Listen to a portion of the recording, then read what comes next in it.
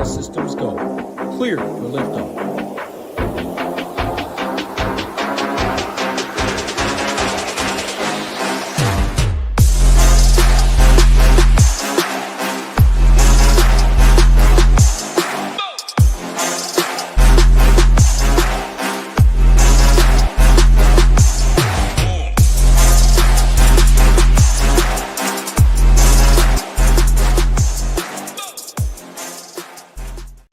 What's going on, everybody? We're doing this on Tuesday, very, very early. Hey, it's nice because we didn't have a UFC last week, so we've had the odds out for quite some time, which isn't always the case when it's back to back to back. But tomorrow, I'm traveling back to Arizona tomorrow night. Thursday, y'all know what it is. It's football. We're not going to be talking MMA to zero people on Thursday. Friday, hey, Big Marley, 1 year ago on that Friday, I remember Packers-Eagles, the six-figure shipper. So Thursday, Friday football, Saturday fights, Saturday college football, Sunday football, Monday football. Oh, baby, we're back. So we're tackling this MMA card today. Before I even actually get into it, just a little rant, and it has nothing to do with MMA. It actually, SHIPIT Nation, we play a lot of sports, MLB DFS. So Tuesday right now, I just had Adames, Chapman, and Coors Field ejected, all because Rafael Devers pimped a home run. The pitcher, Kyle Freeland, got very butthurt and absolutely flipped out. And then the whole bench has cleared all of this. All I got to say, you don't like someone, if you can't accept someone pimping a home run, just don't let up a home run. This world's too soft. What are we doing there, Kyle Freeland? Yes, it's probably going to cost me money. So that's the rant for the day. We play all these sports, as you see, NFL, college football, PGA, MLB, MMA, NASCAR, NBA will be back before you know it. So, hey, I know plenty of people out there probably watching. Maybe we'll watch this on Thursday or Friday and remember that they got screwed because Kyle Freeland is a little bitch and does not understand.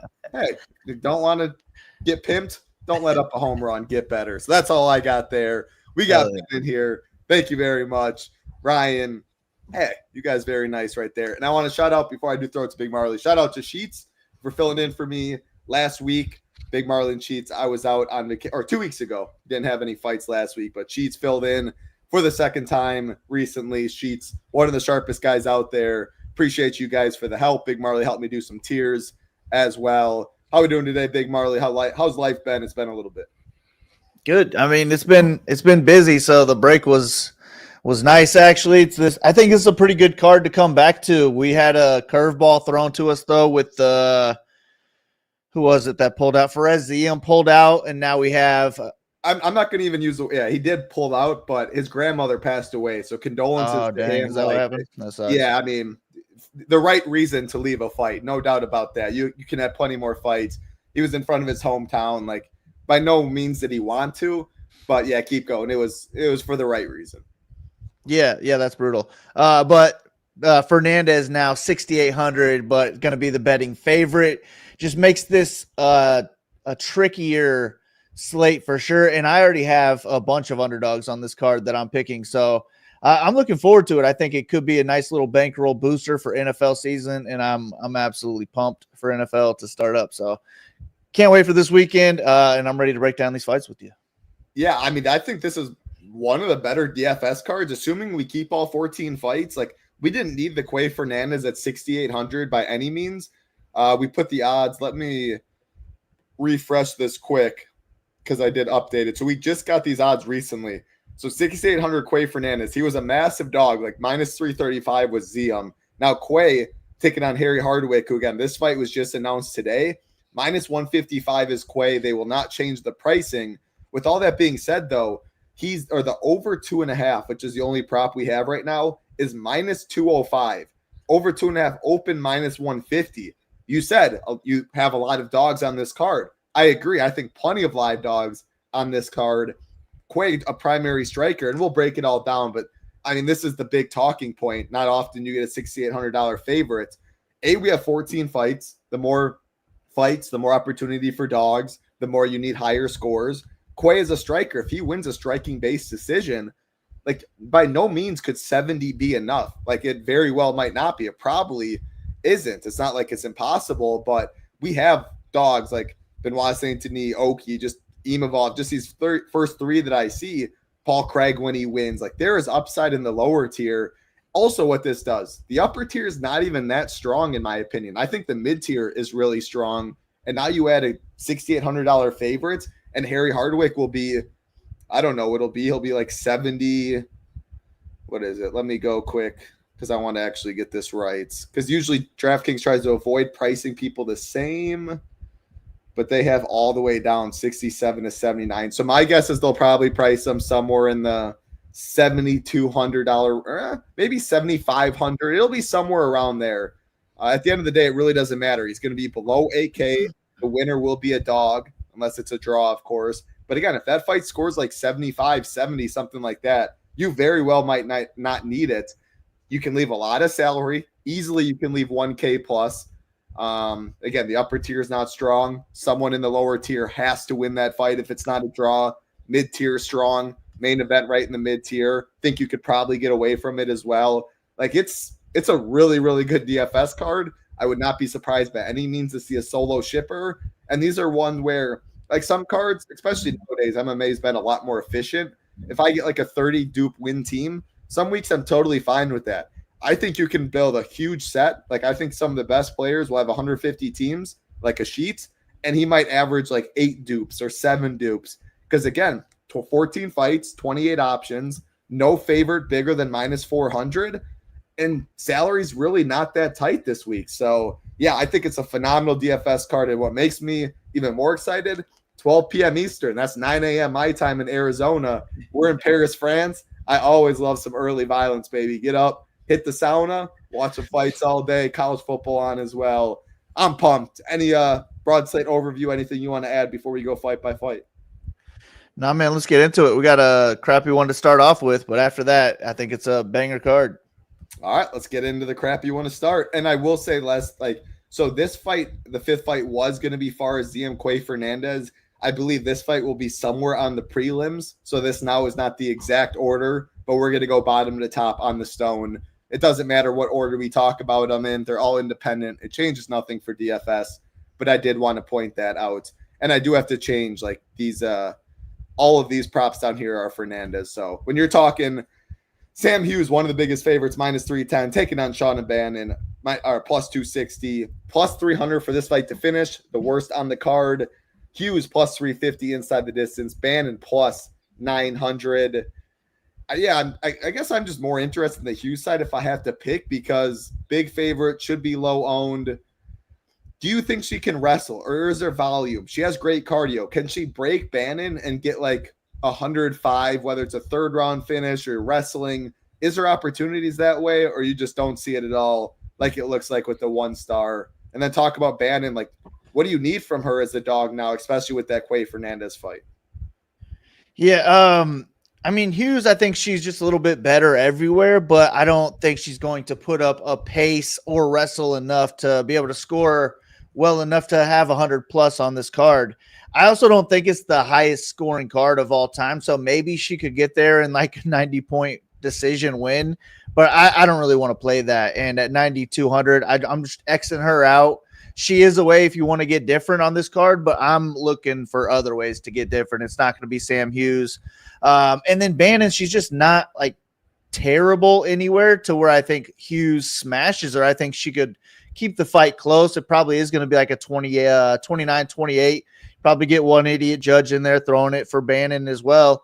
So I would just prefer take the underdog if I had to play this fight because 7K is going to be a lot easier for Bannon to pay off. And she is coming off of a finish, which doesn't happen a whole lot in WMMA. So she's got that going for her. But I'm just going to X this fight out, make it a little easier, and hope that Hughes wins a 70-point decision, and we just won't care about this fight at all. So that's my plan. I don't even think I'm going to be able to watch it. I got my kids' soccer. I got my other kids' softball. So I'll have the phone on after this fight. I'm hoping it's just a poor score.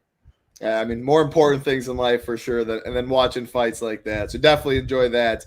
As far as Bannon, what do you think the upside is? Obviously, like it's MMA. Random stuff can happen. But let's say she wins a decision. How much do you think we're looking at? I mean, a decision, I don't think she would even crack 80. So like I'd say high 70s. At like a high end. Yeah, I would high guess end. she scores in the 60s though. Yeah. Yeah, and that's the thing. Like Elise Hughes, I think she's the much better fighter than Bannon. She has very good cardio. She sometimes can wrestle. Bannon, I just think's bad where like Hughes maybe can drown them. And like what you said, like the upper tier is not really strong. 95 could be enough from Sam Hughes at ownership. Also, why? Because like I put this both as underweight. I really won't have much of this fight, but the Fernandez 6,800 and Hardwick being low owned, or Hardwick being lower price as well. Like if we didn't have Fernandez at that price as a favorite, then I'd be more interested in Bannon. Like I'm already picking a lot of other underdogs on this card, but you're getting a guaranteed, and again, draw. I'm not going to keep saying that anything can happen, but I'm going to say a guaranteed winner in the lower tier. And then there's so many good mid-tier fights, like the main event can easily score 100 plus. Benoit, if he wins, can score a bunch. Oki can score a bunch. Patricio could wrestle. Bretson Ribeiro, if he wins, is doing it. The main event or the heavyweight fight, like these two can score. Reese, this Waters fight, like there's just so Fakhretdinov, Gustafsson. I just went down the whole list, but there's enough cheap people where you can see these dogs scoring 90 plus, and it's really hard to see that from Bannon. And I think there's a small path for Hughes. So I'm going to say Hughes slightly my preferred play, but if I have none of it in 20 and below, I'd be fine with that as well. We're on the same page. It's definitely the worst fight. Pretty close. This William Gomes fight I think is terrible too, but one of the worst fights on the card for sure, and ownership will reflect that. All right, let's get into a phenomenal fight for DFS, for real life, one I'm pumped to watch. Andreas Gustafsson taking on Rinat Fakhretdinov. Minus 118 Gustafsson, minus 102 Fakhretdinov, plus 150 for this fight to finish. Gustafsson plus 290, Fakhretdinov plus 340. Big line movement in this one, and it really came early. Fakhretdinov, I don't know what bookmakers were doing. They didn't watch Gustafsson's last fight. Minus 300 Fakhretdinov opened very shortly after that line went down to the minus 145 range. Stood around there for a little while, but Gustafsson has continued to take money since open and now finds himself as a small favorite. Even though this fight is plus 150 to finish, I'm looking at the stone right here. I see green at everything. This one should be fun, even if it does go the distance. Break it down. Who do you think has the wrestling advantage? How do you think it plays out? Yeah, I think it's going to be a good one to target. Both guys can wrestle and wrestle heavily, so even in the decision, we could be looking at 110 plus from either one of them, which is what I always like to target. I almost made this a 5-star. I ranked it ahead of the main event. I'm gonna say because the ownership difference, and I do think that fight. We'll get to that when it gets there. But this is my favorite fight on the card. I just hope one of them dominates in wrestling. I just hope it could negate each other and bust. I'm not making a rule, but I'll let you keep going. But I just hope one of them's just better. We'll see. Yeah. I mean, shoot, I'm fine with it being a 5-star just because the winner has such big upside. But it also is such a close fight that I don't know who the winner is going to be. And it could be trading back and forth who has that wrestling advantage. I think early it could be Fakhretdinov. I also think he's more dangerous with submissions. But if he can't get an early finish or win the first and the second round, I just think Gustafsson's the guy that'll outwork him more. I also think Gustafsson is the better striker. And if the takedowns aren't there for Fakhretdinov, Gustafsson could knock him out on the feet. But this is just one where since I don't know who I like to win, just a 50-50 type of fight. I always want the plus money.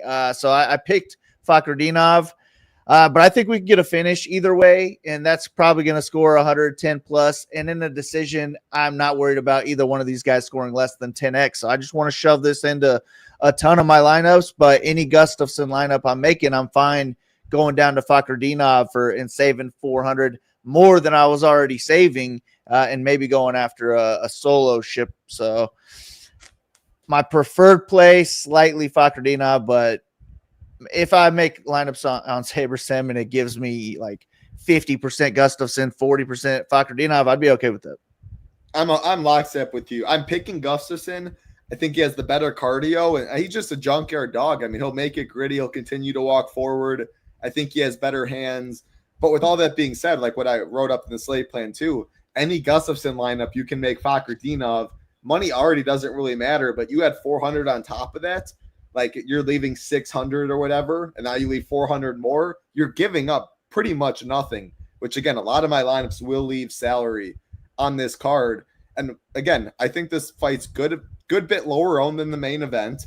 I think it's very similar upside because one of them can completely dominate on the mat. Gustafsson last fight scored 137 DK points against Chaos Williams as the underdog in a decision. Renat, what he's done in the UFC in his wins, 109, 130, 130, 191. Like these dudes just, they want to get it to the mat. I'm hoping either Renat dominates, Gustafsson dominates. I won't make a rule though for what Big Marley says. What if Renat dominates round one? Like I think that's his best chance. The earlier when he's fresh, he dominates round one, Gustafsson dominates round two. When the other one's dominating, they could be spending time on their back, or Gustafsson wearing out Fakhretdinov on the cage, which he likes to do, and the other cannot score at all. So that's the one worry. One dominates one round, the other dominates the other, and then you're really not loving it in round three. But it's a mid-tier fight. It's easy to leave money. I mean, I'm going to have a bunch of this fight.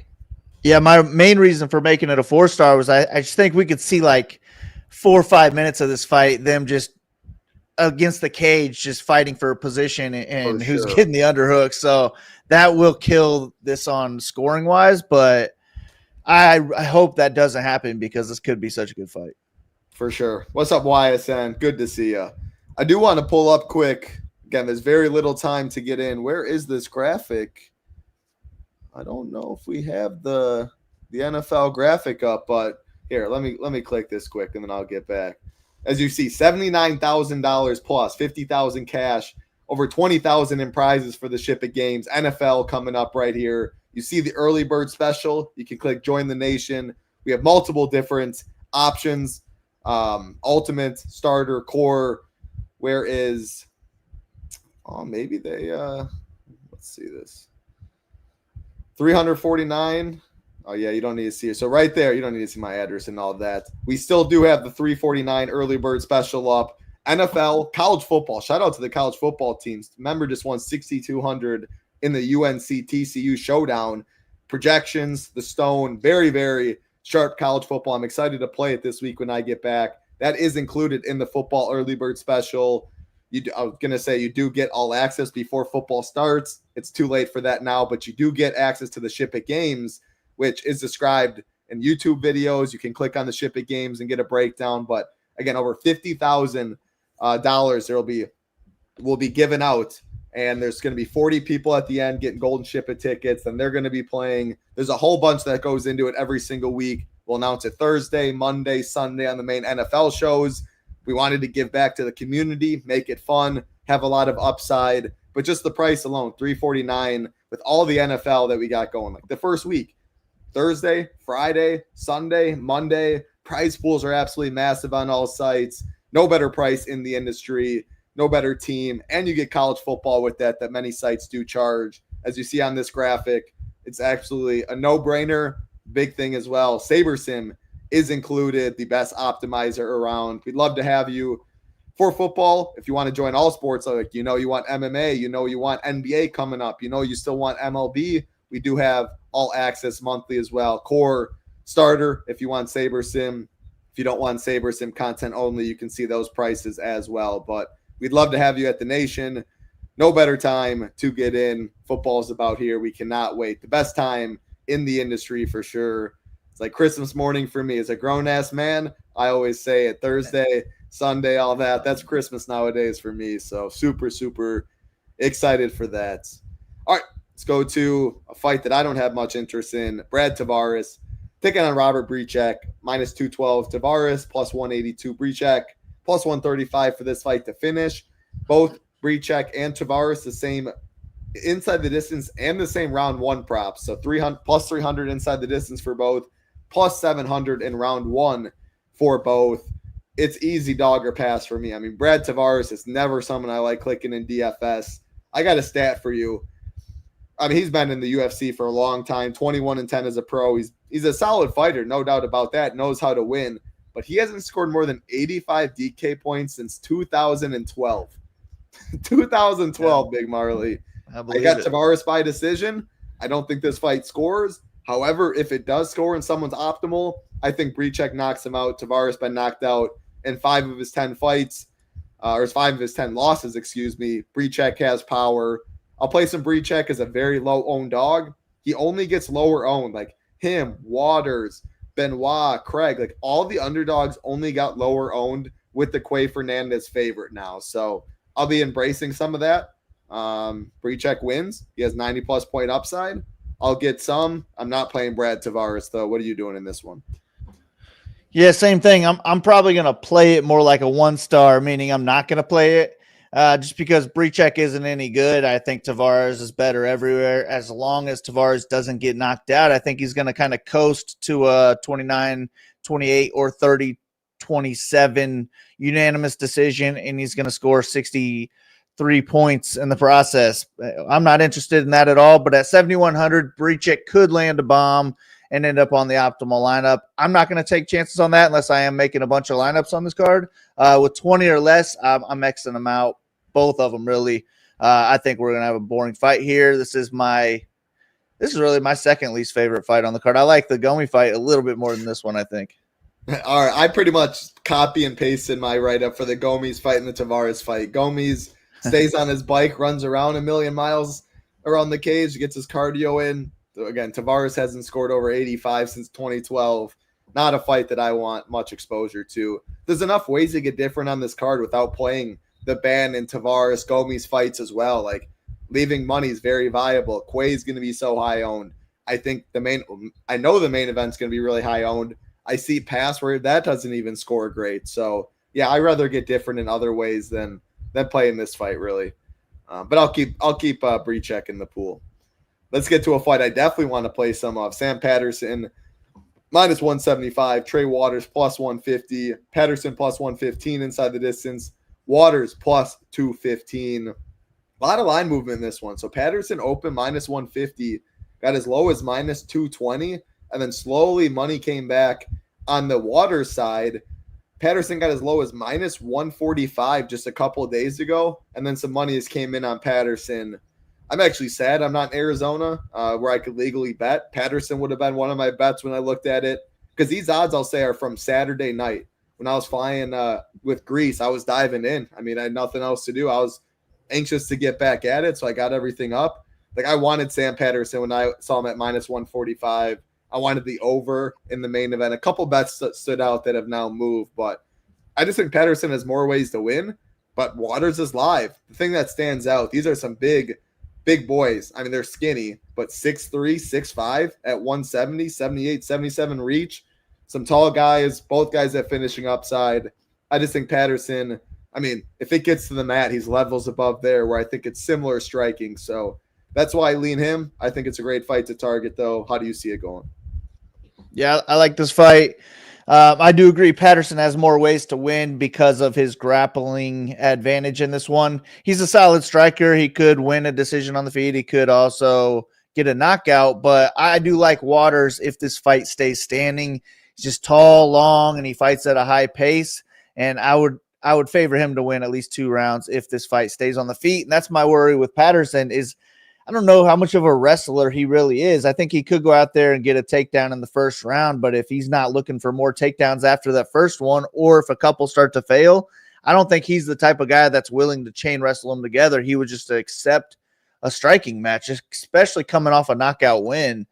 So this is another one where it was just closer to a pick'em fight, in my opinion. I would be okay with favoring Patterson here, but if I'm gonna lay a bet, I would rather have the plus money. So Waters was my pick on the money line, but I have it as a 3-3 because that grappling advantage could be the key to a high score in this card. I think if he is able to get takedowns in that first round, it could be a first round submission and he scores 105 or more points. So I like both sides of this one, and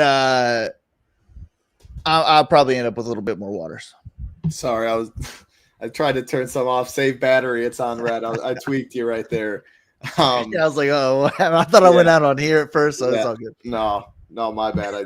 I thought I could turn the phone off and still have that, but Yeah, that all makes sense. Like I'm not betting Sam Patterson at minus 175 now. I liked it at minus 145 with the more ways to win. Totally makes sense though. I'm on the Sam Patterson side. Trey Waters, I'll definitely get some of. It's a fight I most definitely want to target. Let's keep it rolling. Next fight on the card. Curious to hear your take on this one. I'm going to throw it to you first. Sola Axel taking on Reese McKee, minus 134 Axel, plus 114 McKee, plus 115 inside the distance, or plus 115 for this fight to finish. Axel plus 235 inside the distance, McKee plus 325. So Axel making his debut, up a weight class, undefeated, was the lightweight champion at Aris Fighting. I don't know how much that means to you, but anytime I see undefeated, UFC debut, favorite, pretty interesting fight to me. How do you see it going? Yeah, I only saw, I think, 2 fights of Axel's. I mean, he looks just decent everywhere. I didn't see any, like, clear flaws, but at the same time, he didn't really blow me away anywhere. What I would like about him in this matchup is McKee's defensive flaws, really both ways, could help out Axel. McKee is hittable, which if Axel would step up the pace, that could be good for him. But I think the hittableness could lead to him possibly knocking out McKee.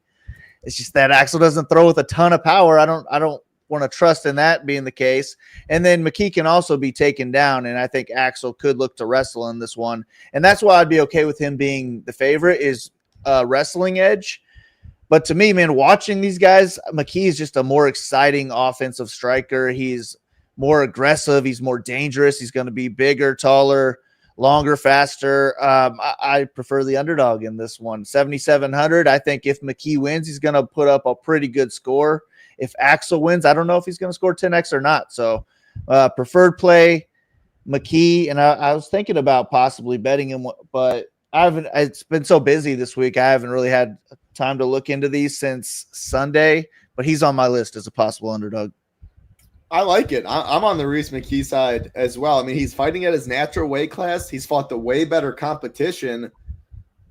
I mean, it's a close fight in my opinion. So I'm such a live better spot now than I am pre-flop for the most part. I just haven't really had too much success or done too much pre-flop. I like the low kicks is always what I love. Man, the Johnny Walker, I was watching that in Greece. I couldn't live bet it. But it was so, like, in my opinion, it was so obvious that Zhang wasn't liking those calf kicks. I mean, it was really, you had to invest in someone that, who knows if he saw it. Eventually he did. But it was a big plus number after round 1. And it just made no sense to me. And yeah, he shut off the calf after 2 kicks. Like, that's why I love the live betting spot. But you can also see, like, Reese McKee, very hittable. But if he's eating the solo punches and delivering back, like, I think he has the volume advantage probably. Fought way better competition. I'd want him in a dogfight, I think, more. So, yeah, I'm leaning Reese McKee as well. He opened plus 160. Has taken a good amount of money since. He did get all the way down to – actually, no. It's stayed around there for the past couple of days. Yeah, I'm on the Reese McKee side as well as my preferred play. Axel plus 225 or plus 235, not terrible, but round 1 is plus 600, and the mid-tier is so loaded, I probably won't have too much of them. Reese McKee is my preferred play in this one as well. Let's get to another really good mid-tier fight, the only heavyweight fight on the card, another UFC debut. Antel Dila taking on Marcin Tybura, straight pick 'em homie, minus 110 apiece on both sides. Dila plus 130 inside the distance. Tybura plus 300. Round 1 prop. Dila plus 350. Tybura plus 700. This is a rematch as well. It lasted I think like Dila like hurt his leg, broke his leg, did something crazy. Yeah. I mean, I hate those dudes. For sure. Gross. I see it looks like you're on the Tybura side. You have more stars there. I slightly lean Dila. I think he has more upside. But it's, flip a coin. Good mid-tier fight. It's something I want to target on both sides. Why are you on Tybura? Just another one of those pick 'em fights. Give me the one that has the plus next to his name every time in that scenario. Yeah, I mean, well, plus when I was doing it, it was like plus 100 or basically even. But I would rather not pay the juice, I guess, on the other side. Let's say it's minus 110 a piece because that's what I got on Bet Online right now. Because Deal has been taking a little money the past couple days. On FanDuel, minus 115, minus 111. Always price shop. Yeah. But yeah, let's say minus 110 a piece. You still on the Tybura side? I don't know. I mean, I'm not going to bet it. It's not on my list to bet. It was just, I don't know who I'm going to pick to win in this one. I didn't have a lot of time to watch. How do you say this guy's name? I'm probably butchering it every time, but I'm going Dila, and people know who we're talking about. Dila. You can say Anti. Anti, yeah. I only watched a couple of his fights as well. Unfortunately, I did watch the first fight of theirs, and I hate those, man. Tybura just checked the kick and snapped the guy's leg. The dude just laid there, like Tybura like hits him, like drops him, and it looks like he drops him, but he just lays there pissed off, and he like points to his leg. He handled it like a champ, but I do think you're right. As in the upside, he does look more dangerous. I think he has more power. Could put Tybura away. I think Tybura's been TKO'd a handful of times, 5-6 times in his career. But if he's not gonna knock out Tybura, I just kind of think Tybura could point fight his way to a decision here in 29-28 this fight. So he was my preferred play for that reason. No lean at all. It was just I would rather have the plus money. And that's like the case on like 5 fights on this card, maybe 6 fights on this card. So this is just another one of them. I don't have a ton of interest in this fight just because if I'm hand building, I hate throwing in both sides. I would rather just give me my Tybura and I'll be underweight on the anti side. But if I am MMEing, this would be a 4-star play for me. I would want to get a good amount of both guys. They are heavyweights. We could see a first round finish from either side. And then it's just the UFC debut, man. Guys can gas from that, especially if he's trying to finish Tybura early and he doesn't. Maybe Tybura finishes him in the second or the third and puts up a big score that way. So I think it's a good fight to target. It's just not one that I'm really looking to. If I'm making 10 lineups on this card, I'm not really trying to go 5 and 5, so I would probably just go heavier on the Tybura side.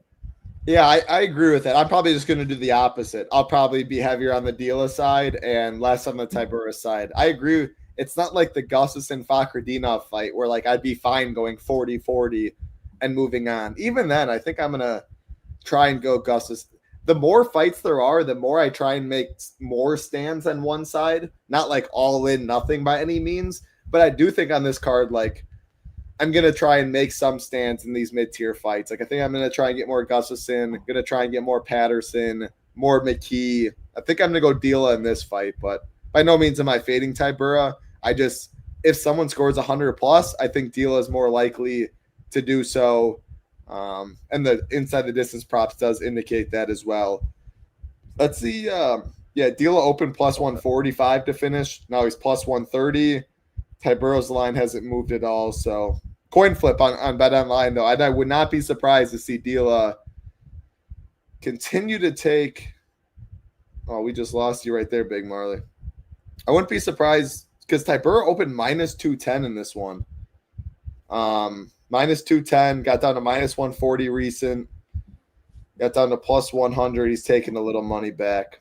I don't know. I'm on the Dila side. I know that, but very interesting to see such a wide line at open. And then Dila took some money pretty quickly after that. How does that fight rank amongst there was another mid-tier, like the Sola McKee fight.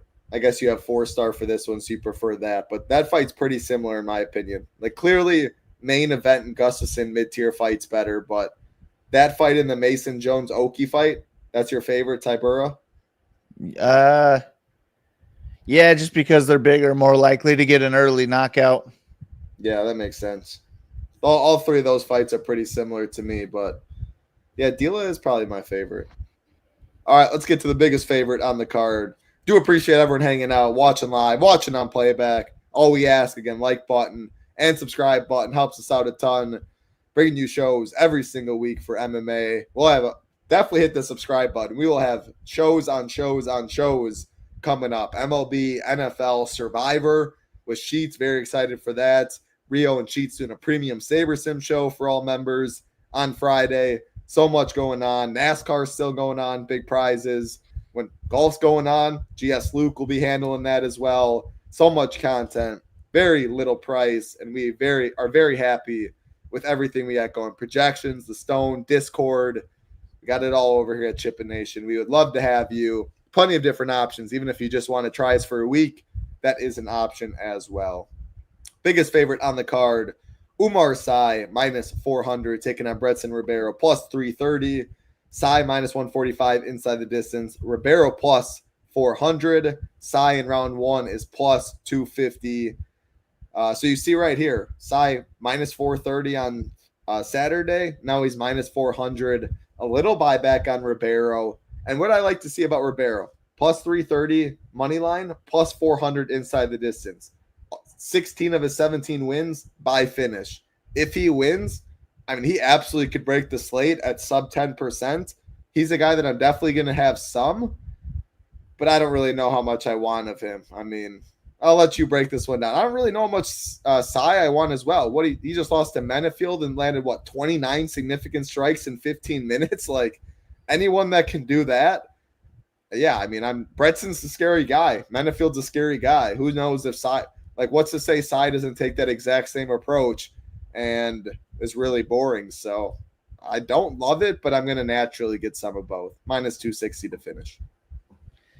Yeah, that last Sy fight was just so bad. It was just the cursed fight. I was there in Atlanta, and it was just such a boring fight. I hated so many fights on that card, and I was looking forward to that. And I had so much of him on DraftKings too, so it does suck going back to him as the highest priced guy on the card when I don't really even trust him, but he should be the better fighter here. He should be the better striker, more powerful striker, the better wrestler. He could get a ground and pound knockout. So I'm going to go back to him. I could definitely afford him on this card, so that's a reason why. If for some reason you're struggling to afford a 9K person, then have at just X him out if you need to. I think you could just go down to Bukauskas, who's probably a better play for 200 less. But those are just my two pay-ups on this card. I'd imagine I have one of the two in a lot of my lineups. But yeah, give me Sy here. I'm going to go right back. And then Ribeiro is the same as Craig to me. He's somebody who I would want to get to in MME lineups for sure because he can break the slate. He could knock out Sy. Sy is unproven. He could submit Sy as well. So he could have 100 points if he wins. It's just that I picked, I think, 8 underdogs on this card to win. So when I'm hand building, Ribeiro's not one that I'm clicking on. I would actually rather click on Craig just because he's a much trickier type of fighter. So that's why I have this as a 4. That other fight is a 5. I just prefer both sides of it a little bit more. I agree with you on that. Very similar fights to me. I wrote them out pretty much the same. I do prefer the Bukauskas fight a little more. So you're exactly right. Beside 9,500 on most cards, I wouldn't love it. It's so much easier on this card to do it. If I'm already leaving a good amount of salary, I'm fine playing Sy. If I have $0 left, that's like when I mentioned Sam Hughes earlier. Then I would leave 300. I'm already playing main event. Chalk, Quay Fernandez, chalk. Then I wouldn't love playing Sy, leaving out 0. And I wouldn't love just dropping down 200 to go Modestus. Like, people would think that's different. It's not. He's probably a better play in a vacuum, like you said. Better inside the distance prop, better round one prop. That's why, that's when I would play Sam Hughes. I'm not playing Brad Tavares. I'm not playing William Gomez. So there's only so many. But, that's why I like Hoofy. We'll get to that fight. I like Benoit more as well. But Sy down to Hoofy, 700 right there. You could argue Hoofy has more upside. It's really close. That just shows how soft the pricing is this week. So, going to play some Sy. When I play him, I'm already probably leaving a good amount of salary on the table. I don't love the idea of playing him when I have $0 unless I'm fading the main event, fading Fernandez, doing something different that way. I initially X'd out Ribeiro, but I'm almost debating myself playing because then I had Sean and Bannon really underweight. I'm debating just flipping that with the $800 Fernandez. I almost want to force upside, assuming we keep all 14 fights. What are your thoughts on that? Yeah, I feel like if we start this card, the very first fight of the night, and Bannon wins, I don't think you're sitting there like, damn, I can't win now if I don't have her. But if Ribeiro does win this fight, I feel like he's got a pretty good chance of being on the optimal lineup. Yeah, I think I'm going to switch that just for that reason alone. Thanks for helping talk through it because my mindset's the exact same. Bannon will win more. not even that much though, like plus 300 or plus 330 versus plus 260. So relatively close, but Ribeiro plus 400 inside the distance band and plus 900. So yeah, I just talked myself into it. That's why I love doing these shows. And again, it's Tuesday. I mean, I've already dug in. Most of the write-ups are done. I doubt much changes for me, but if it does, I always make updates in the slate plan. Tag Discord. I usually tag good amount of weeks if I see line movement overnight and stuff like that. Definitely is a benefit to be a premium member at SHIPIT Nation, and Big Marley does. If you want to get a quick look at his stuff, his fight rankings are up already as well. So again, any updates, we let everyone know in Discord. I keep mentioning this fight, so you guys know my take. William Gomes minus 225, Robert Ruchala plus 195, Gomes plus 285 inside the distance, Ruchala plus 550, Gomes round one plus 650. This dude's a good fighter, but the dude is so boring. As you can see, his significant strikes per minute, 3.53. Takedown average, 0.99. Let me get to his scores in the UFC. He has scored 3 of his 4 wins have come by decision, where 80 was the most he scored. And then he had a 3rd round finish where he scored a whopping 69 DK points. I don't think any of those will be enough this week. Again, he is a good fighter, which is like the scary. Like if I'm playing 150 teams, I don't fade anyone nowadays.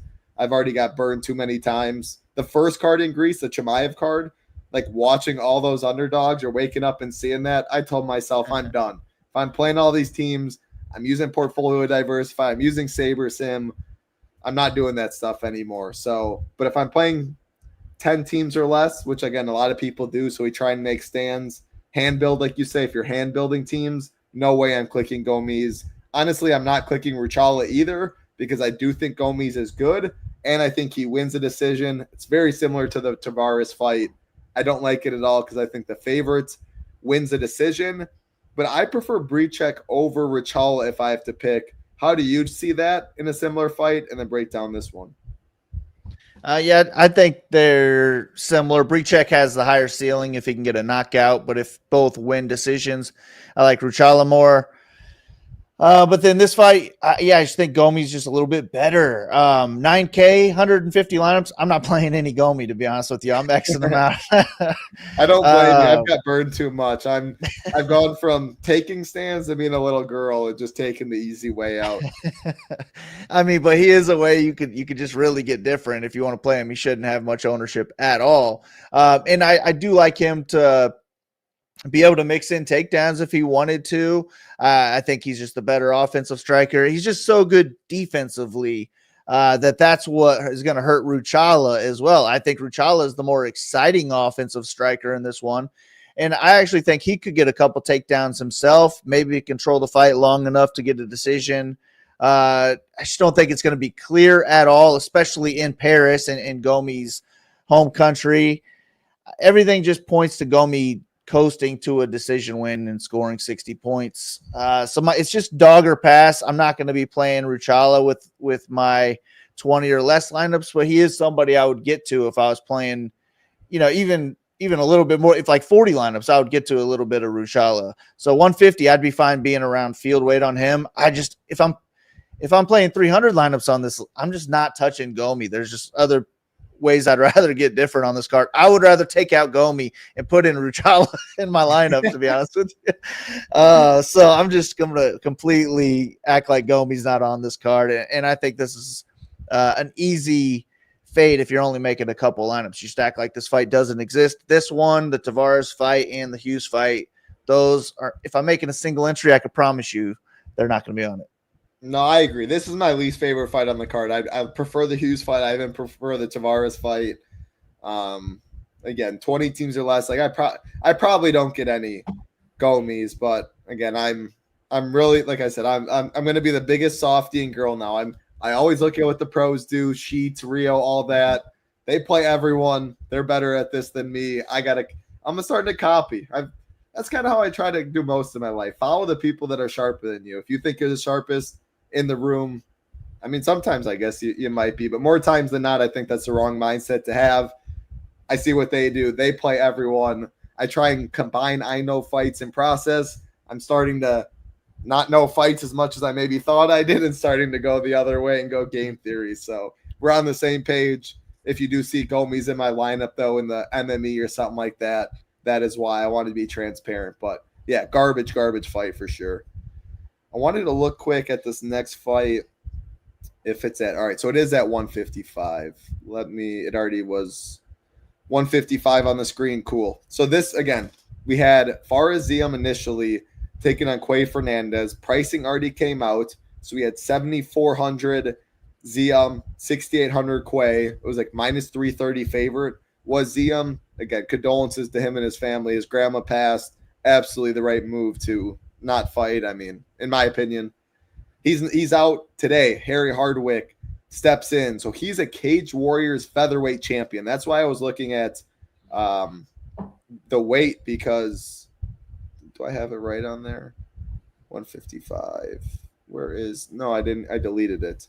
So I'll do that right now. But this is 155. Usually Hardwick fights at 145, but because it's short notice, they don't make him cut the weight obviously as much. I mean, Quay's not going to go down in weight when he initially had it scheduled. But a featherweight champion, Cage Warriors is a very known promotion. Paddy Pimblett, many have came over from there.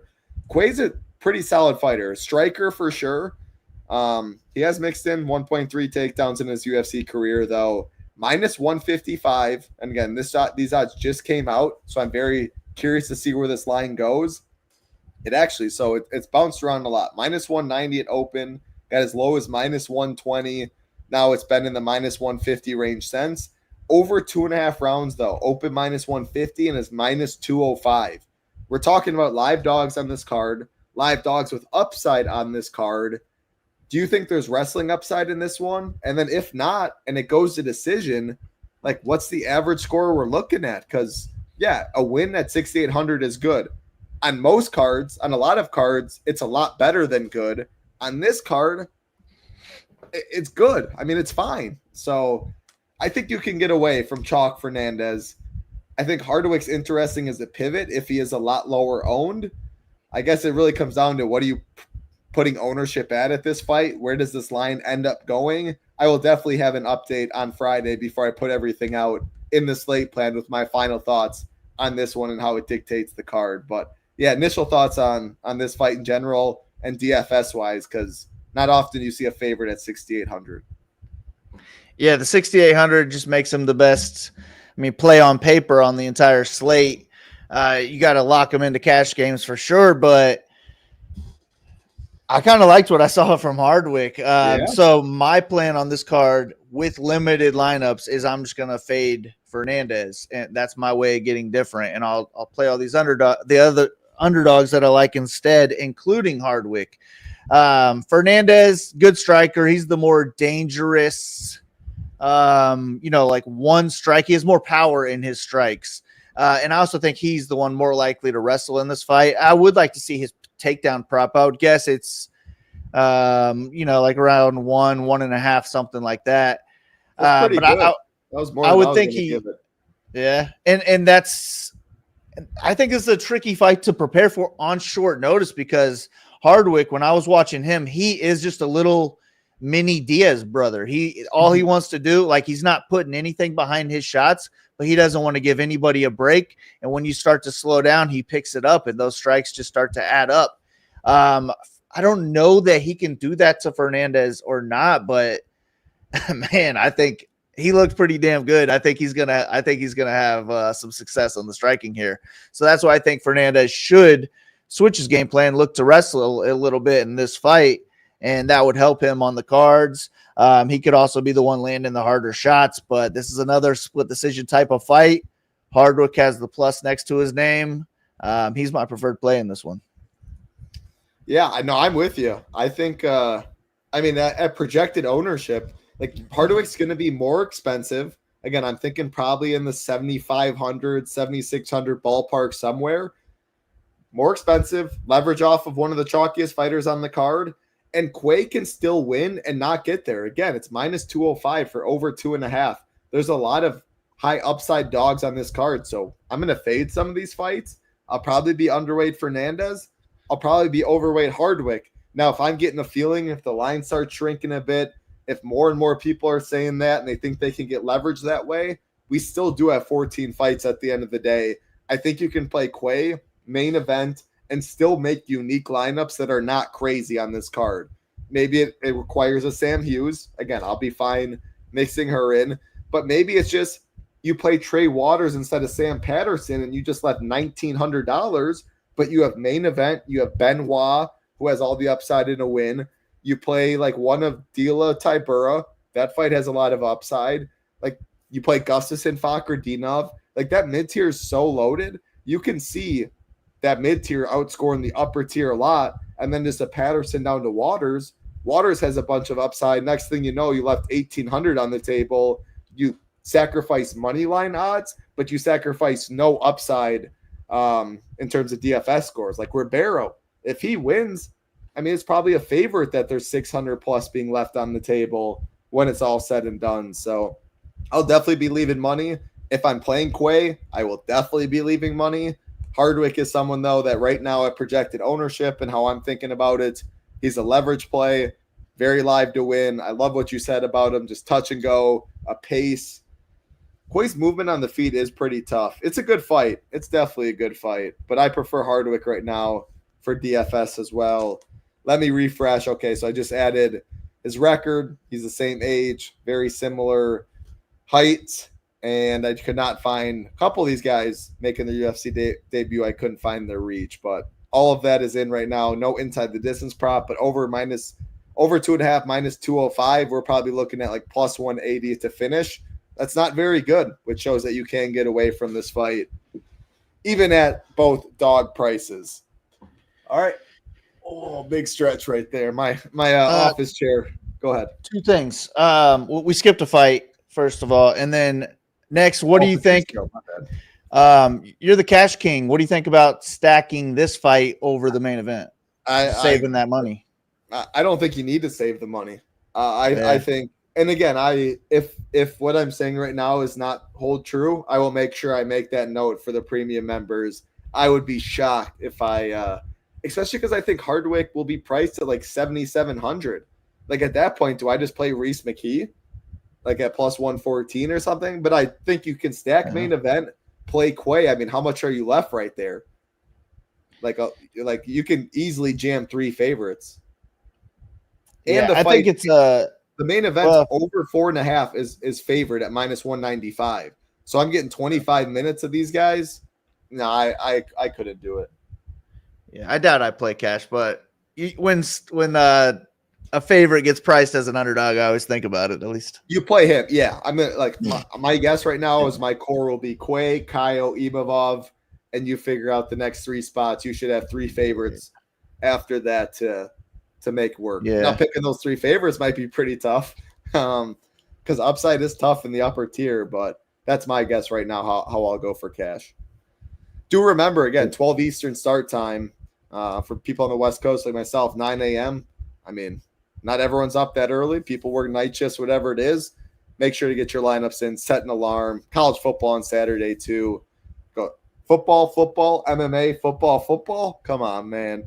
It's that time of year. Super pumped. What's going on, Little Neck? Great to see you absolutely crush the preseason streets in NFL for himself and the members. All right, yeah, let's circle back to the fight that I did skip by accident. Another UFC debuter, Losan Queta taking on Patricio Pitbull.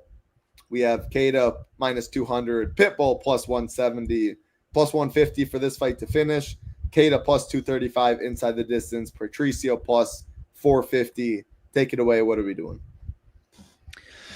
Really probably not doing a whole lot with it, but I am okay with either side of this fight. This is my favorite of the 2 stars for sure. Because Queta is just a dangerous looking dude. He looks powerful. He's aggressive. He throws big looping shots. And if one of them connects, man, he could knock out Pitbull in really any round, but more likely early with the type of power and explosiveness that he has. If he doesn't get the knockout, though, I think it's going to be a close fight, and Pitbull has more ways to win it. He could look for takedowns. He's going to be the more dangerous grappler in this one. He could even win a striking match here. It's just that it's not going to be high paced no matter what he does. He's coming off a 5 takedown win, and he only scored 85 points. Didn't even average a minute of control time. So I don't 85. feel. Yeah, I mean, definitely take 85, but I just don't feel good about him winning. I don't feel good enough about Keita getting the knockout. So it's one where I'm fine tossing both guys in. Maybe you do get the win from Pitbull. I'm okay being around field on him. And then if you get the knockout from Keita, he's not going to be too owned on this card. So I'm fine getting some of him as well. But it's closer to a 3-star for sure than a 1-star. I'm picking Keita to get the knockout, though, just because I'd rather see that win. Like I'd rather see him win rather than a slower paced Pitbull decision. Yeah, I see it pretty much the same as you. I'm picking Pitbull just to wrestle. I prefer the 1,600 savings, that dog money that I see next to him, way more experience. But I mean, like what he did against Ige was impressive. Like I look at Ige relatively high, and Patricio he UFC vetted even though he's not he experienced the UFC vet guy, and he mixed martial arts really well. Also, Pitbull only been knocked out twice in his career. You see 37-8. This dude's been around for a long time. He definitely has a chin. However, obviously he's taken a lot of damage. The more fights, it only takes one shot for that chin to go. But Keita's round 1 prep, like plus 235 inside the distance, good. Plus 650 round 1, not great. But he will be low owned in the upper tier, especially when I'm not playing Gomes, when I'm not playing Tavares. Like, he's similar to a Sam Hughes, more likely to get a finish. I think Sam Hughes is more likely to like wrestle or get a 3rd round finish maybe. But if you're leaving little salary and you're pretty chalky, drop down from a Modestus to Keita, only leave 400, and then you can play Quay. You can play the main event. Like, that's how I'll play Keita lineups.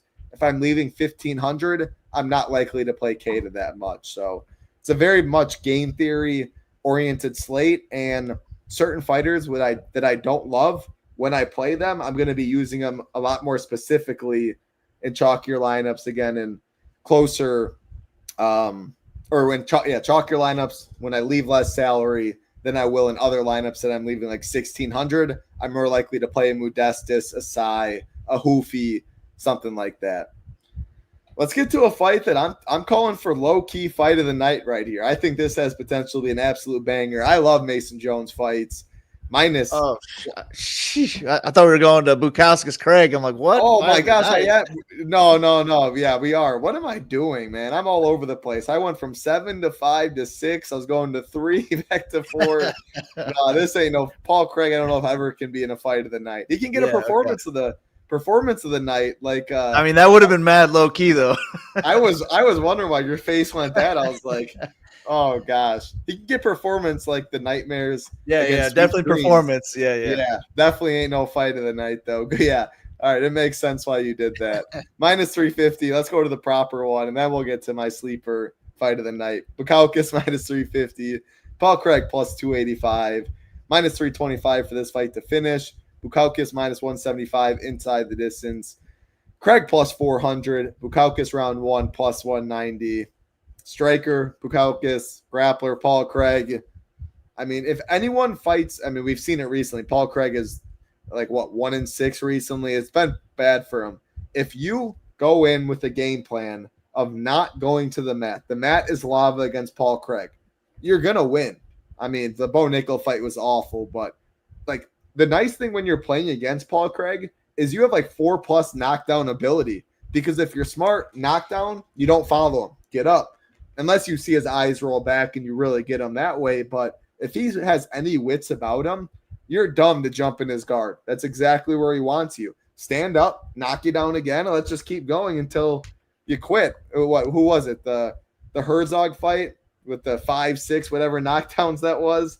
Yeah. I don't think we see it here, but if there's any opponent someone can rack up knockdowns like that, it's someone going against Paul Craig if you play it smart. So yeah, Modestus is an easy play. Expect him to be one of the highest owned in the upper tier.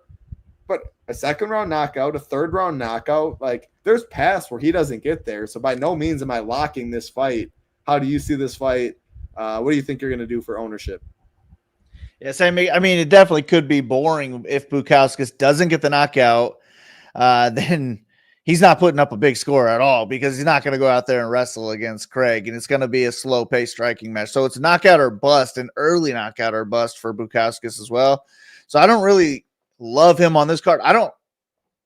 I think you could have no 5 stars on this card, to be honest with you. For sure. I think the Benoit fight, in my opinion, it's Fakhretdinov and Benoit fight for me.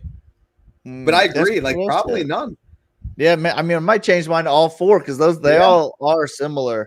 I'm worried about Bukauskas that way, but at the same time, he should be firing bombs while this fight is on the feet, and I think he does knock out Craig. So I'm picking Bukauskas first round knockout, put up a big score.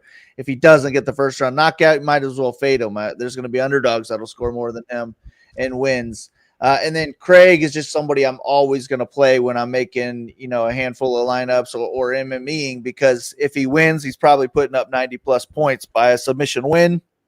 It's just, I mean, he's figured out at this point. Don't get tricked into going to the ground. Don't let him grab your leg or get you tripped or anything like that. Just keep your distance, fire a couple bombs here and there, and you should be fine.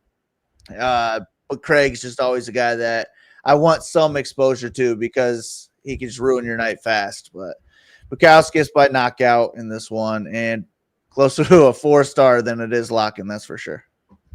Definitely, yeah. I'm not locking any fight. I mean, man, I'd faded. I mean, I had so much sweet dreams. I lost a ton of money in that one, and ever since then, I'm like, I'm always going to play Paul Craig. I should never have done that. I should have faded him every fight after that. He's definitely costing me money. He has the upside, like you said. But you had one point that really stood out, and I agree. You kind of agree. You said if he doesn't get a first-round knockout, he's probably not optimal, which I tend to agree. I do think past second-round knockout, I mean, there's multiple knockdown upsides, so, like, it wouldn't be crazy. And we said 95 might be enough on this card. However, if more than likely first round or bust, he's plus 190 in round 1, 34.5%. I'm taking this from you. I love how you got me into this stuff. We have him projected at 49% owned. That's a pretty big gap. That looks like a pretty bad play on paper. Again, how you play the chalk, roster construction wise, all of that. I am a lot more likely to leave chunks of money with Modestas when I'm playing him. Do not just go build a team and go Sai, take out Sai, go Modestas, and leave 200. You are absolutely not doing anything cute at all. Now, if you're already like playing William Gomes in the lineup, fading the main event, like, sure, I'm not saying in every scenario, but just don't think dropping Sai to Modestas is getting different. There's a lot of ways to get different on this card. Modestas, I'm going to be playing probably a good amount of him. Good inside the distance prop, good round 1 prop, knockdown upside, but be smart how you play him, because I do think he's one of the chalkiest on the slate since salary is really loose. And when you see plus 190 in round 1 and his odds being like 15%, or his ownership being like 15% higher than that round 1 prop, when he has no wrestling upside, when he's pretty low volume, there's obvious concerns for this fight not to get there at high ownership on that side. Yeah, I actually think he would have been like 36, 38% if Ziem was still on this card. Yeah. But because everybody can afford Quay, now you're getting an inflated ownership on both those guys, C and Bukauskas. Now, you're going to have to take 10% more ownership if you're willing to eat that price, because everyone can afford it now. And all those, the upper tier, inflated prices, and because Gomes, Tavares, Hughes, like there's clear ones that people don't love, it's going to go to the C, to the Bukauskas, to the Hoofies, like you said. And on the flip side, the dogs, the Breecheks, the Waters, the McKees, all of them went way down because it's a lot easier to go to that fight. So that it changed the whole dynamic of this card, and it made it really fun to be. I mean, it was already good with 14 fights anyway, but like people didn't like Ziem. People didn't. The same upper tier fighters we still don't really like, people didn't like. And it just condensed. It was a lot more condensed ownership of like where people were going. Now it's just a bunch of people go Quay, all the other lower tier stuff spread out. A bunch of condensed ownership though went more spread out up top to now more condensed on those upper tier guys. And it lowered a little bit of mid tier ownership because again, salary is very loose on this card. A lot of the casuals that are just clicking buttons, hand building on Saturday or Friday night, they want to leave little money. They always try and use their money they're going to be clicking those top tier guys naturally. And that's why I could go Modestus down to Hoofy. I could go Modestus down to Kaio. I could go Modestus down to, like the Tybura fight, like down to Gustafsson. I'm fine doing all of that at the end of the day. So yeah, I want to leave some money on this slate. There's no doubt about that. But that's just definitely my preferred play. If Craig wins, though, he can score 100. He can get 95. Like, he can pull guard. If Bukauskas jumps in it, it's probably bad news bears for him. All right, 3 fights left. Now we can get to my sneaky fight of the night. I can't mess this one up. 3, 2, 1. I'm going to get this order right to finish. Mason Jones, minus 135. Balaji Oki, plus 115. Minus 105, plus 115 for this fight to finish. Both Oki and Jones plus 275 inside the distance. So we see right here on Saturday, Jones minus 155. Now he's minus 135. This fight was plus 105 to finish Saturday. Now it's plus 115. Oki taking money, the over taking money. Part of the reason why I said sneaky fight of the night too, like most fight of the nights do go into the third round because it's so back and forth, high pace, banger like that. That doesn't necessarily mean great for DFS. I'll let you talk about it, but green, 1.24. Like, both guys can do a lot. Both guys are good mixed martial artists. I'm expecting a real fun fight. I'm excited for this one. How do you see it? Yeah, Sam, I think this is our fight of the night. It's going to be, in my opinion, a 15-minute high-paced full MMA match where either guy can and probably will look to mix in a takedown or two throughout this fight, and either guy could land 100-plus strikes in a 15-minute striking match as well. So this is another one where I just thought it was a pick'em fight, and I picked Oki because he had the plus next to his name. I think Jones is the more technical striker. He's the more he could try to drown you with his pace, but Oki can put up the same pace, and he just has more behind his shots. I do think Jones is more likely to wrestle more or like attempt to chain wrestle more in this fight, but Oki is the stronger fighter, and maybe Jones isn't going to be able to land them, and also Oki could use that power to land takedowns of his own. I just think this is going to be a fun fight. I don't know if that's going to translate to DFS or not. That's why I put it as a 3 everywhere, 3 stars, 3 for each guy. But my preferred play is Oki because he's cheaper, and I'm picking him to win. It's another one where I'd be fine, though, if SaberSim gives me close to the same ownership, even though I'm not picking Jones to win. Just because I'd be fine going away from Bukauskas or C and just going down to Jones and getting that much different on this card. I'm going to set a record for the most amount of salary probably I'm leaving on this card, and I'm not even going to be playing Fernandez, I don't think. So it makes sense. It makes total sense. So we'll see. This is one where I felt very confident Oki was higher owned than Jones before all this went down. I still think it's minus 135, 115. Like how this odds have been going, like I minus 120 at the end of the day, we could see this close at. Like, who knows where this line goes? But now I'm thinking, like, man, like people will just have so much money. Like, not many want to go Jones to Oki. Like, I've built a Jones lineup. If it's pretty chalky, drop him down to Oki. Right there is 1,000 without sacrificing anything at the end of the day. Again, we keep preaching, leaving money. You can leave. I know people are going to ask in the Discord, like, how much is too much to leave?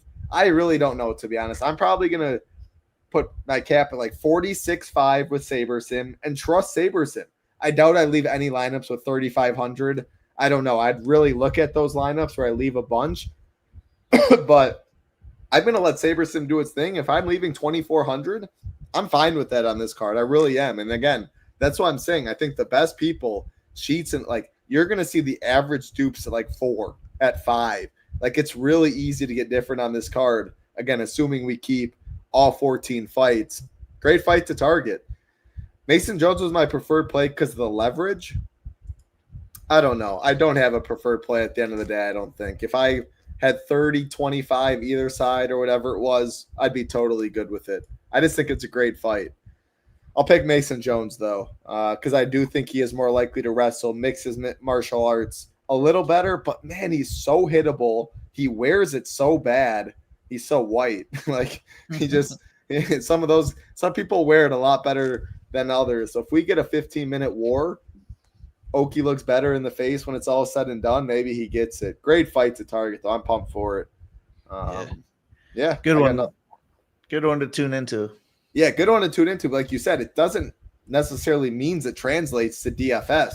Like if it isn't wrestling and they just both land 130 significant strikes, like a great war, a great fight, but that doesn't mean it scores for DFS if there's no knockdowns. So yeah, it's going to be pretty low owned though. It's definitely a pivot fight. Main events right there will be higher owned. Hoofy Benoit fight right there, higher owned, mid-tier strong. So I'm definitely going to use that as a pivot fight. All right, 2 fights left. Great co-main events. Mauricio Hoofy minus 200. Benoit Saint Denis plus 170. Minus 325 for this fight to finish. Hoofy minus 140 inside the distance. Benoit plus 285. Hoofy round 1 plus 255. So this fight opened minus 200 to finish, Big Marley. Now we're looking at minus 325. One of the best fights to target on the card. I mean, I'll say, I think the odds got a little too wide in this one. I think people are jumping off the Benoit train too fast. Striker, Hoofy, wrestler Benoit in front of his hometown. Benoit sure is hittable, but man, that dude will fight for your dollar more than almost anybody out there. So at plus 170, getting the wrestler in front of his home, yeah, I'm going to be on Benoit with that 1,400 savings. He has just as much upside. I'll argue he has more upside. And I don't even know who is going to argue against me. Like you tell me Benoit wins, you tell me Hoofy wins. I think Benoit averages more points in those wins. I'm definitely going to play some Hoofy though. And I prefer Hoofy to Sai, I think, just because I'm expecting Benoit to bring that fight, to bring that pressure, to force Hoofy to do something if he does win. At least one knockdown, probably a first, second round finish, something like that.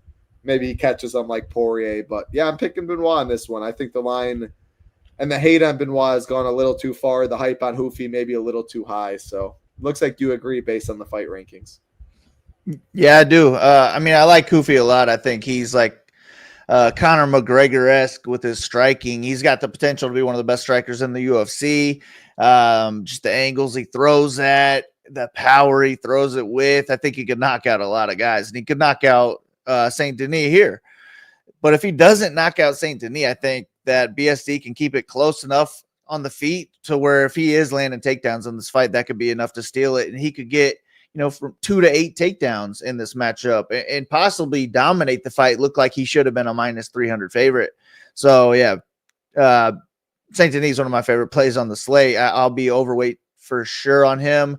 I would guess I get at this point, because his ownership is going to come down because of Fernandez, I might have triple the field on BSD in this one. But I do want some Hoofy because BSD's been hit a lot, and Hoofy could knock him out like really right. He could get a 60-second bonus just the way he does hit guys. So I like both guys. Yeah, and talk about someone that doesn't wear it very well, Benoit. I mean, he's taken a lot of damage in his recent fights, and that's why I like it so much. Benoit will fight for your dollar, continue to walk forward, which either gives his opponent a big score, or if he wins, that wrestling upside is very good. This is one of my favorite fights for sure to target on the card. Again, build a side team, go side to Hoofy, that's 700, and just keep giving examples on examples on examples of why it is so easy to leave money on this card. Main event time. Appreciate everyone hanging out. Coming up on hour 15, but I mean, hey, I'm really happy to be back. It's been a little while. 14 fights is more than normal, and that Quay Fernandez fight with Ziam and the pricing just added a whole different dynamic. So we really wanted to talk in depth about the change to the card. Again, Benoit's ownership went from a little higher to lower. Hoofy's went from a little lower to higher, and a lot of the fights did, like we mentioned, just because of a favorite at $6,800. Mid-tier main event, Caio Borralho, Nasruddin Imavov, minus 130 Caio, plus 110 Imavov, plus 150 for this fight to finish. Imavov plus 280 inside the distance, Caio plus 350. So I loved, so this fight opened plus 115 to finish, now plus 150.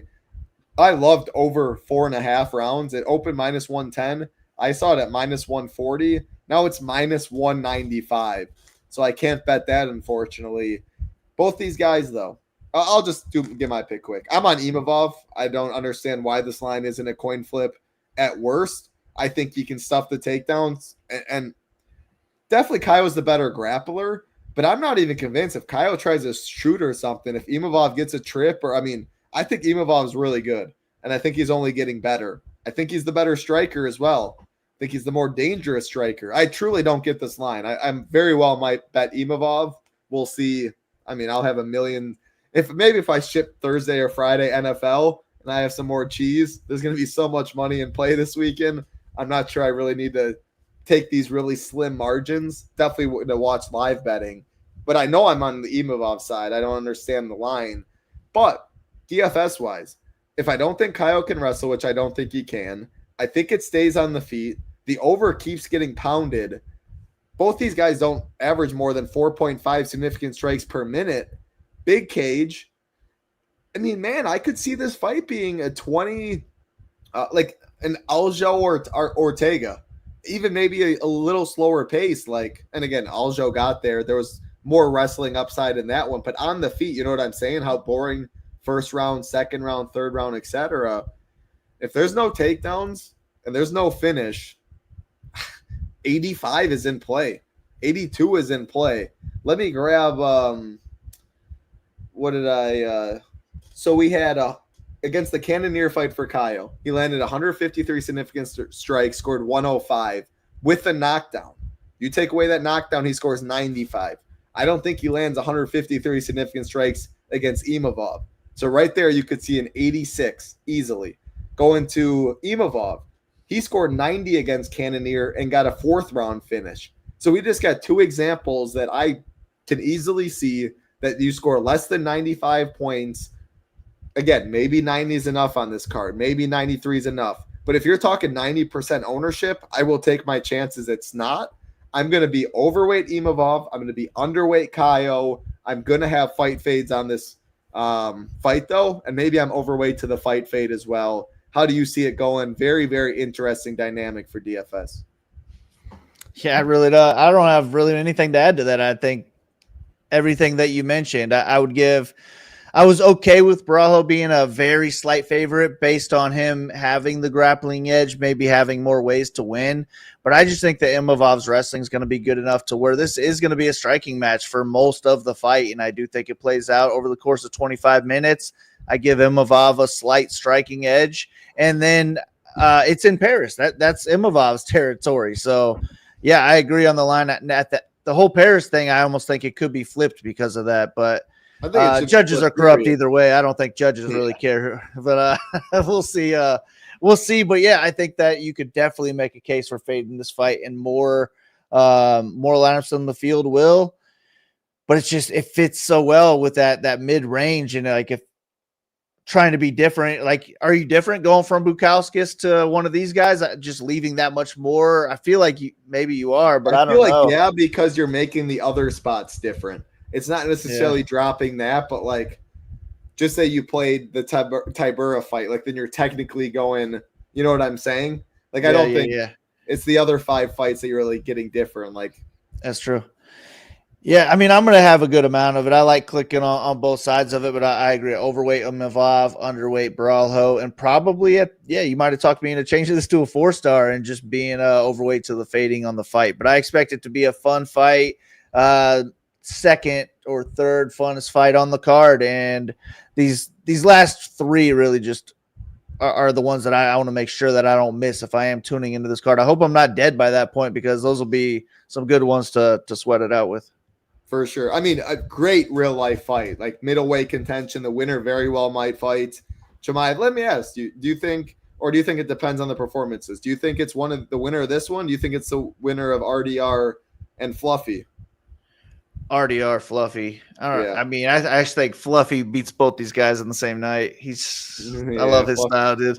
I have to see Fluffy versus Chimaev. It's going to be so good. I want to see that fight so bad. I think Chimaev just might knock him out.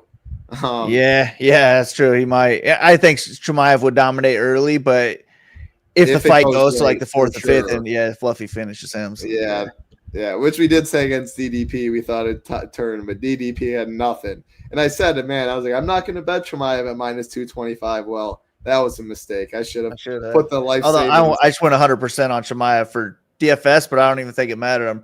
I'm pretty sure there was so much actually might have been like a break even type of card. I don't even remember. I lost. There was so much wild stuff in that. I mean, you called it Hernandez. He banked him at the end of round 1. The first fight, the Morales against that Kazakhstan guy who was a big favorite on the tough. Morales dominated that fight. I mean, it was the optimal. Yeah, that one hurt me. Wild. I forget who else. Let me. Oh, that was a good night for me. Oh, I had the nuts. If Pico, well, not the nuts. I would have won a qualifier if Pico won. Oh, yeah. And he was doing good early. Yeah, Lerone. I mean, it was that was a wild card. But yeah, I really got nothing else. I mean, 14 fights, hour 20. Talking fights, 12 p.m. Eastern, Paris, France. Fingers crossed we keep all 14. Everything will be up Friday. Like always, if anything changes, we'll add stuff in the slate plan, in the fight rankings, ownership projections, everything up. This will be color-coded. Phenomenal card. You can definitely leave salary. I think we covered it really well. Any final thoughts before we get on out of here? I think we crushed it, and I think it'll be a good, profitable card. Nice bankroll booster for this NFL season, man. I'm so pumped for this weekend. But good luck all around to you, Title. Good luck to everybody listening. Congrats once again, Title. Check out his Twitter if you don't know what that's about. But yeah, good luck, everybody. Let's ship it. Thank you very much, Big Marley. You enjoy your Saturday at different sporting events. Very fun there. Definitely more important than watching fights. But we'd love to have you at SHIPIT Nation again. This early bird special for NFL will end Thursday. Also do have weekly, monthly, annual packages if you do play other sports. Gets you in the SHIPIT Nation games, as you can see. 79,000 plus, a lot of cash prizes, and that only can go up as the year goes on. Let's win some money this week. I'm loving this card. I'm feeling good about it. Hopefully one of us, you can run back that Friday. Maybe I'll take Thursday. You take Friday. Or, I mean, we can both take Friday. I got Chiefs game. Xavier Worthy helped me last year. Maybe we'll both be up top on that Friday. Some asshole put the same lineup in 6 or 8 times when I shipped it, so I'm fine with just splitting me and you. Yeah, I remember that. And you still got paid so good. I mean, brutal but not brutal. You always remember that. But hey, what was it, 108,000? 112. I got a big boy check back here. My dad got me this check for 112,000. Remember? That's awesome. That's awesome. Yeah, good luck, Big Marley. In NFL, we'll be talking every week in MMA, though. Good luck to everybody out there. Like button, subscribe button on the way out. Helps a ton. Enjoy it. Best time of the year. Do not take it for granted. For Big Marley, I'm Title Town. Good luck. Be safe. Peace.